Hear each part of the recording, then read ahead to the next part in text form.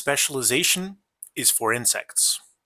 This is a quote by science fiction author Robert Heinlein.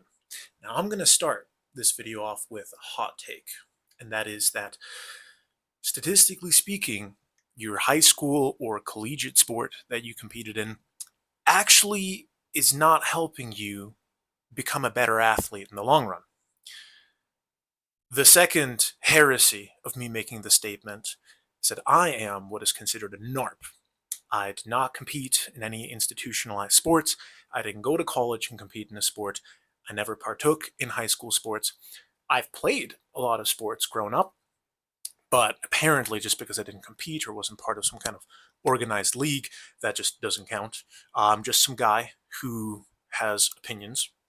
I consider myself a pretty good athlete, and I've trained a lot of different sports, but the purpose of this video is going to be to rank popular high school sports in regards to how efficacious, big word, are they in developing athleticism, full broad spectrum athleticism.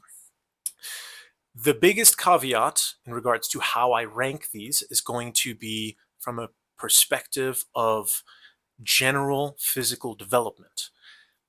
The highest ranking sport or sports are going to be the one that develop the largest amount of physical qualities to the highest degree and teach you the largest amount of useful motor skills. That is my one defining criteria. So, with all that being said, let's go ahead and get into the tier list. Starting the list off with tennis. I am going to put tennis in the C tier. I don't think that tennis has a lot of developmental advantages to it. Typically, tennis tends to encourage people to stay pretty light, try to stay small, not get too bulky, not to fill out their frame. Typically, any sport that encourages people to stay small and avoid hypertrophy, which develops strength, is something that I'm going to knock pretty hard. Alongside with that, tennis is a very lopsided sport. It's extremely asymmetrical. You're really only developing one side and very repetitive movement patterns, which, you're overdeveloping one oblique over the other. This is something that can lead to detrimental postural changes in the long run. There is a explosive and reactive element to it. However, due to the fact that the courts are so small, you're not really exposed to any actual max speed acceleration or sprinting, so you're not actually really tapping into that highest gear. So due to the fact that tennis players tend to be pretty underdeveloped, there's not a lot of upper body strength, there's not a lot of hypertrophy, and the movement is rather one-dimensional, along with the fact that the sport is highly asymmetrical. These are something that do dock it. So C tier. Coming up next, soccer. Soccer I'm going to put into the B tier. Now, the biggest disadvantages that soccer have are similar to what you saw in tennis. And that's one, there's a strong discouragement of actual putting on muscle mass and developing absolute strength. Not that absolute strength is the bar, but completely cutting out certain physical qualities in order to excel in your sport is something that, again, is going to dock a sport. The other thing similar to tennis is going to be especially the strong de-emphasis of the upper body. That's 50% of your body. That's just not really being trained. But soccer has an incredible ability to develop your conditioning and develop your engine. The fact that you are running on a large court and in a large field, and you are being exposed to max velocity, acceleration, cutting, decelerating, agility movements, and doing these things at high speeds and over large distances does mean that there's strong development of sprinting mechanics. Additionally, it is great at building cardio and developing all metabolic systems, and it's probably one of the best ways to develop just power endurance due to the fact that you're sprinting and stopping and sprinting and stopping over the course of 90 minutes with minimal rest. Great development from that standpoint, but again, lack of strength, lack of hypertrophy, de-emphasizing the upper body do still dock it, but solid B tier. Gymnastics is going to go into the A tier. Some of the freakiest athletes I've ever met have all been gymnasts, and gymnasts just train different. They develop an unbelievable degree of proprioception. Their mobility is absolutely insane. Their resilience that they develop in their joints due to the work capacity and the kind of training that they do.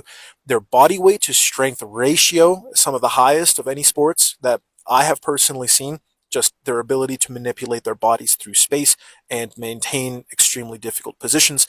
They develop extremely lean physiques with large amounts of muscle mass while still remaining relatively light, as in not overly bloating themselves or just developing inefficient weight distributions in their body.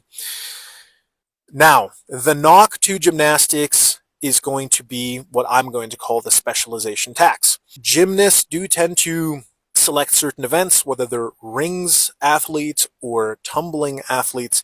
The reason that they're still so high is just the baseline that's required. Whether they're specializing in rings or they're tumbling, the overall physical ability that is required, regardless of which event is specialized in, still puts this extremely high. You still cast a very wide net. You're still training a very wide spectrum of physical abilities. These athletes have to be extremely well-rounded before they even bother with any degree of specialization. So, gymnastics, for that reason, goes into A tier. Up next, basketball. I'm going to put basketball in the B tier. Of course, basketball develops some pretty freaky athletes. It also selects for very freaky athletes. It does tend to bias very heavily to certain proportions, extremely wide reach, being overly tall. It has a very strong plyometric and elastic component. These people can jump, they can cut, they're extremely agile. Their connective tissue and their tendons are very, very springy, which is something that you see in just their ability to jump and move the way that they do. Some downsides that I personally see is very limited exposure to sprinting, even though there is acceleration involved due to the smaller size of courts. Similar to what you see in tennis, you're not really exposed to actual any max acceleration or max velocity. And additionally, this is more the culture than the actual sport itself, but still matters when we're in high school training for these sports. There is a lack of emphasis on strength development and the weight room side of things, which is why you often see what I would call length maxing in basketball athletes. They tend to be very tall while they are in great shape and they have good conditioning. The biasing for these certain leverages and proportions, on top of that, with a lack of emphasis on strength, does have a tendency of then leaving a lot to be desired on the absolute strength, muscle mass, hypertrophy side of things in order to specialize for specific basketball performance. Swimming. Swimming is going to go into the C tier. And that is primarily for two reasons. One, swimming is an extremely repetitive sport. There is very little in regards to context clues or environmental clues that require you to change anything about swimming. What I mean by that is it's repetitive and it's monotonous. You just swim in a straight line. There's really nothing that you're doing other than swim a further distance or swim faster depending on what event you're competing in.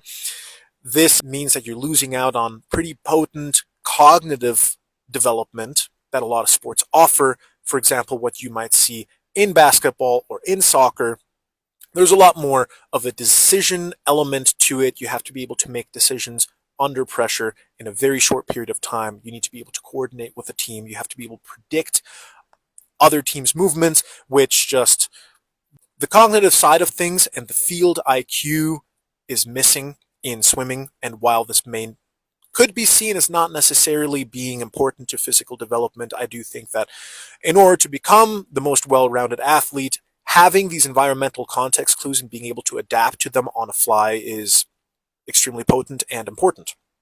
And the other thing is the lack of impact and loading on the joints. While this is beneficial in regards to other sports, if you need a form of conditioning that isn't going to beat your joints up more, or for elderly individual with arthritis or osteoporosis, for young people, loading joints, loading bones, loading connective tissue and muscles is very important just to develop strong joints and connective tissue. The fact that swimming does not offer this stimulus does take away from it. It'll just end up leaving a lot to be desired on the robustness and the resilience side of things, even though it does offer great conditioning elements and involve the upper and the lower body. There are some pros to it, but all in all, not great as a standalone. Up next, track and field. This one's going to hurt a little bit. I mean, I didn't compete in track and field, so it doesn't matter to me, but the reason that I say that on paper, track and field is probably the greatest form of training that you could do.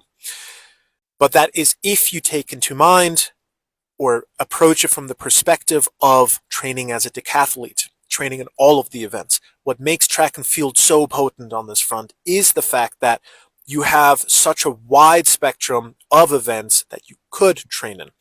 Training as a shot putter, you're training as one of the most explosive athletes on earth. These people are freakishly strong, freakishly explosive. While you also have something like the 1600 meter or the 3200 meter event where you also have a strong aerobic conditioning element to it. However, in a high school context, most of the time people tend to pick the events that they're strong at and therefore have very minimal need in order to branch out of it. You kind of have the power and explosiveness pillar, which would be like the 100, the 200, the 4 times 100. Then you have something, the hurdle might also fall into that category. Then you would have something like the power side of things, which would be shot putting and javelin throwing. And then you also have something like the long distance, the 1600, the 3200. But the fact that these can often be broken up and that people tend to specialize in specific events and not actually cross train is going to put track into the B tier. If track is approached from a decathlete standpoint, as in truly trying to expose yourself to all events or to all of the different forms of training and metabolic systems that are trained by all the different track events, S plus tier, without a doubt. It's probably the greatest form of training that you could do.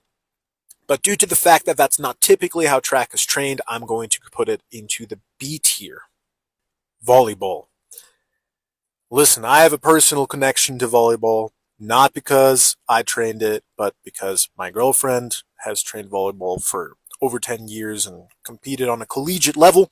But despite all that, thank God she doesn't watch my YouTube videos, I'm going to put volleyball in the C tier. I'm so sorry to all of those who do play volleyball, but here's my reasoning. One, similar to a lot of the other lower ranking sports, there is a strong lack of emphasis on upper body development. There is also typically a strong emphasis on staying light, staying small, not necessarily from a frame standpoint, but from a muscular development standpoint. The smaller courts, similar to tennis, is going to limit movement opportunities. You're not playing on a large field as you would, for example, in soccer or football or lacrosse, which are sports that are going to be coming up later. While volleyball does develop some of the most elastic and plyometric people, which you see in just the development of huge verticals, even this is something that is held back due to the nature of the sport. While yes, you're going to see higher vertical jumpers in volleyball than in something like football, you have very limited jumping and movement options. Most jumping in volleyball is going to be penultimate jumping, or it's going to be two-legged jumping.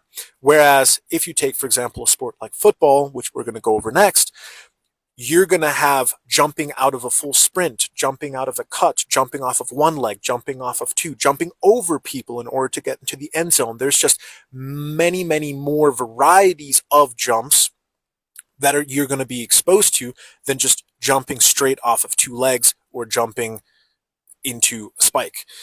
The jumping repertoire or the jumping menu that volleyball offers is very limited, so while it does develop a lot of elasticity, even the jumping is limited in regards to the options that you have in the sport. So you have typically underdeveloped and undermuscled athletes, lack of upper body development, and even while you do develop a lot of jumping, the jumping itself is also limited in regards to how you can apply it in the sport. That's what puts it in the C tier. Sorry, guys. Up next, football. Football is A tier. This is also one of the ones that I would be very tempted to put into S tier, but it kind of struggles from the same things that you see in gymnastics. We'll get into that in a second. Football is probably one of the best sports that you can do. The reason being is that it exposes you to so many different forms of training. You need to be fast. You need to be able to jump. You need to be extremely strong and resilient due to the high physicality that you find in football. Due to the fact that it's such a physical and almost combative sport, there is an extremely robust and strong strength and conditioning culture around it. They want to see you squat a lot. They want to see you benching. They want to see you doing the Olympic lifts. They want to see you become a freak.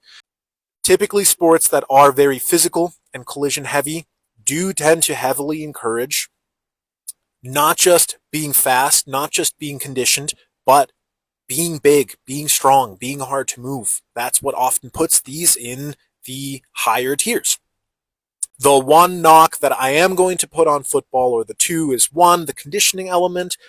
While there is a conditioning element, having the ability to be extremely explosive over the course of 4 quarters, over the course of many downs and many plays, there's not a direct steady state element to it that develops a VO2 max and for heart health. And two is the specialization trap. While wide receivers, cornerbacks, tight ends, all probably would deserve to go into the S tier due to the fact that they have to be so well rounded, a third of the team is going to be specialized positions such as offensive linemen, defensive linemen, and kickers, which really only have to perform very specific functions. So if a third of your team is being encouraged to just bloat max to 280 pounds at 18 years old at the expense of your health in the long run, kind of a knock on the sport. But other than that, high A tier, could be S tier depending if you're playing the skilled positions. Baseball is going to go into the C tier. Now, baseball does offer a lot of things which could be argued put it into the B tier. You have a focus on sprinting, which you see in running between the bases. You see max acceleration. You see a wide variety of different movements. It's one of the sports that heavily emphasizes throwing because of the throwing and the batting. There's a strong strength and conditioning culture around baseball, especially in the development of the upper body. So it doesn't get knocked on that front. But despite the fact that you have all of these advantages of baseball, where you're seeing a large variety of movements, you're seeing a lot of rotation, you're seeing sprinting, you're seeing strength and conditioning, the things that do drop it are the excessive specialization as well as the inactivity. 90% of baseball, even during plays, the players aren't really doing anything. Now, that does leave a lot to be desired in regards to really maximizing the conditioning and developing a VO2 max. And additionally, even though you are developing strong athletes and explosive athletes, the application of that explosiveness is pretty limited. You're either throwing a ball, you are batting, or even in your sprints, you are running into one straight line for 90 feet with no need to cut, no need to decelerate, no need to jump.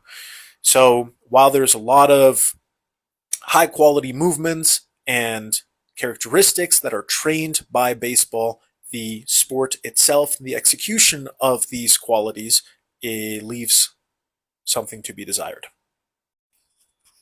Up next, wrestling. I'm very biased towards wrestling. I'm a big fan of the sport. I've done my fair share of MMA. With that included was wrestling. With all that being said, wrestling goes into the A tier. Wrestling develops insane grit, develops crazy physicality. As a wrestler, your body weight to strength ratio has to be absolutely superb. They develop very lean athletes. They develop very muscular athletes. Due to the nature of the sport, even heavier weight athletes, 200, 220 plus pounds, still need to develop and retain immense explosiveness and conditioning. The proprioception that is developed, the isometric strength that is developed, the conditioning that is developed, the joint strength and connective tissue robustness in wrestling is just unmatched. And additionally, the psychological element is insane. I mean, they develop some of the grittiest and mentally strongest athletes due to just the unbelievable workload and conditioning and the strength component that goes into preparing for wrestling. However, there are a couple of things that keep it from A tier. One, strong emphasis on staying light, despite the fact that they develop very muscular athletes, especially for high school athletes. Trying to keep an individual who's going through puberty in a light weight class and to weight cut is just going to kind of knock the hormonal development in the long run. And you're kind of just trying to keep a person at a smaller frame than what their body might be filling out to. Additionally, there is a very strong emphasis on a spinal flexion or a very hunched dominant posture. This is something that you see a lot. The athletes are crouched, always ready to sprawl, always ready to fish for underhooks. As they are wrestling, they're very low to the ground. This is something I've experienced firsthand when they try to transition into other sports which require more upright posture, especially anything involving jumping and sprinting, does work against them. They have issues kind of maintaining an upright posture and fully maximizing certain sprinting mechanics. They have issues with triple extension and being able to jump, being able to sprint fast without a certain degree of re-education. Other than that, wrestling is an extremely high-tier sport, develops insane athletes, extremely athletic, very explosive, great conditioning, great strength, great body weight to strength ratio, great sport to get into. Up next, cross country. For those of you who did not guess it, it's in the D tier. For those of you who did guess it, good job. It is in the D tier.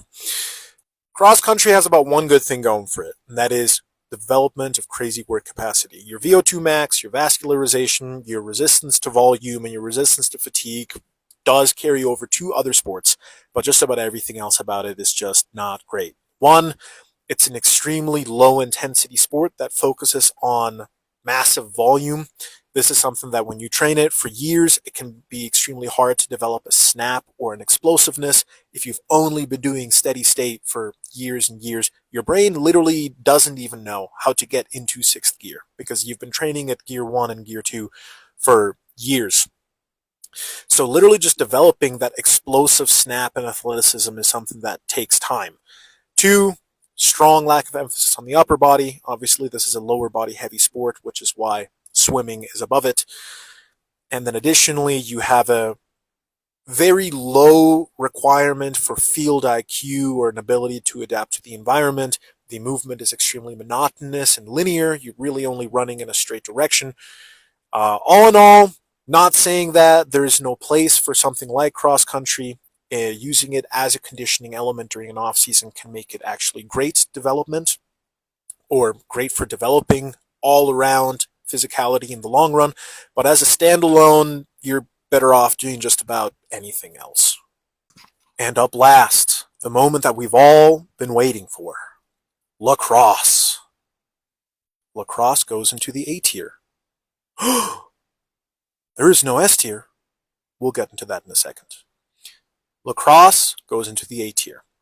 Similar to the other sports in the A tier, this sport belongs up here because it develops a large variety of physical qualities. You have the field IQ element. You're cutting, you're sprinting long distances, you're decelerating, you're accelerating. You're working conditioning. Typically, lacrosse positions all tend to be more active and not quite as specialized as what you're seeing in football. There is a strong upper body explosiveness element to it, similar to what you see in baseball, due to the fact that you're using my NARP's going to show, but the sticks or the nets to catch and to throw. Additionally, due to the fact that there is a physical element to it, it does have a strong strength and conditioning culture. Typically, coaches want lacrosse players to be bigger, to be more muscular in order to kind of be able to jockey for position and hold their own out on the field while maintaining explosiveness, speed, conditioning, and being able to work a wide variety of movement pattern with the cognitive element of actually having field IQ and developing the athlete's eye. So, lacrosse, A tier. Let's address the elephant in the room. No S tier. Now, why did I decide that there was no S tier? Full honesty, I was just being a little bit coy. Call me dramatic, or what you will, but it is supposed to be, to some extent, a philosophical challenge to what does it mean to really be a good athlete. A lot of these sports could be argued, could be in the S tier. Actually, originally, some of the sports that I put into the A tier were the S tier that I decided to then move down to the A tier in order to make my point. Being the quote that I started off with, specialization is for insects. You could argue what it means to live a good human life or what it means to be a good athlete. But one thing that separates humans from other creatures is extreme adaptability across a wide variety of physical abilities as well as cognitive abilities. We are the one species that can be as precise so as to be neurosurgeons while also creating Usain Bolts and Hafthor Bjornsons deadlifting 1,100 pounds. The point is that we are supposed to train and be capable of a wide variety of abilities, psychologically, physically, whatever category you want to pick. Putting it into more simple contexts, the best athlete that is going to come out of a high school sport, barring genetics and how good your coaches are, is going to be cross training. It's going to be exposing yourself to different stuff. It's going to be the guy that does football that also gets into a little bit of cross country in their off season while still lifting, trying to round out their VO2 max. It's going to be the wrestler that also picks up track and field in order to develop more efficient sprinting mechanics. Training across a wide variety of different sports is, in the long run, what is also going to round you out. It's going to build your tissues. It's going to give your brain more movement options, which is going to allow you to learn new sports more quickly. It's going to build resilience against injuries because you're not over wearing individual movement patterns or joints. It's going to teach you movement hygiene, have access to a wide variety of different movements. All in all, training a lot of different stuff is what's going to make you the best athlete. So, that is one of the biggest things that I always harp on when it comes to training. As in, like, we have to reconsider, well, we don't have to, but we should, especially as recreational athletes, reconsider what it means to truly be an impressive, well-rounded athlete. You can be tribal to whatever sport you pick. You can be obsessed over your powerlifting total. You can be trying to break the 3-hour marathon. But if you can't do anything else outside of those things, how capable are you really? Are you able to save someone from a burning building if you don't even have the VO2 max to be able to hold your breath for longer than 10 seconds because, walking up a flight of stairs is cardio, bro? Don't go into a burning building, please. Just using that for the sake of an example. But cross training, people call it hybrid training, which gets all corny. Just go do a bunch of stuff. Go do things that humans are supposed to do. We can swim, we can crawl, we can jump, we can dance, we can pick up heavy shit and put it down. Go do what you were designed to do. And that is a lot of different stuff.